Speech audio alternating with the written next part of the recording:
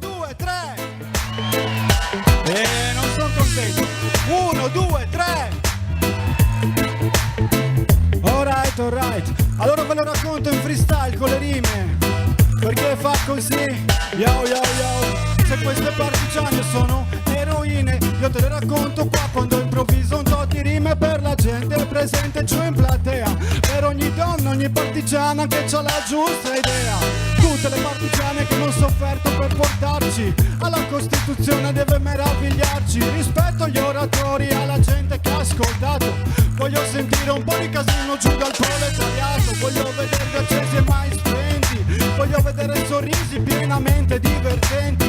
Pensiamo alle 21 costituenti, a quanti patimenti in momenti difficili e sofferenti. Perché non so se hai inteso, appreso la difficoltà del tipo di società dove la donna non va, dove la donna si priva, dove la donna non c'ha lavoro perché è troppo emotiva. Non poteva entrare nella Costituzione, ma si sa, già nella zona libera si votava. Aveva diritto di voto perché era un'avanguardia in Carnia e nella zona del Friuli libero orientale. Travico sull'istrumentale mentre improvviso, fammi un sorriso, dimmi che sei acceso, mai spento.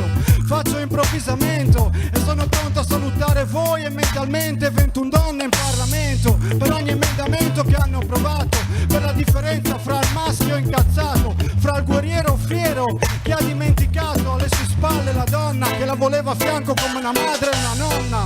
Ancora poi dopo il rossetto vorrebbero pure la minigonna, ma non si accetta che una donna con la mitragliatrice è una guerrigliera a tutti gli effetti. Siamo ancora vittime del fatto che un uomo è più figo, dove mette la donna in esilio e in castigo. Ma c'ha più coraggio una donna che rifiuta l'istituzione, l'istruzione, se governata da un dittatore un po' coglione. Posso dire questa parola sessista, dai, è approvata dalla gente di destra e di sinistra ormai. Le donne hanno fatto la democrazia perché andavano d'accordo, non come adesso che il Parlamento è mezzo morto e la gente non va nemmeno a votare. Hanno paura delle donne perché non ci sappiamo confrontare. È normale ed è così che va. Pari diritti, pari lavoro, pari opportunità. Come 45, anzi 50 anni fa ho perso il conto. Con quelle donne giusto raffronto. E voi donne, future mamme, future esseri umani e non solamente signorine. Voglio vedervi incazzate, voglio vedervi fiere di quello che è stato prima.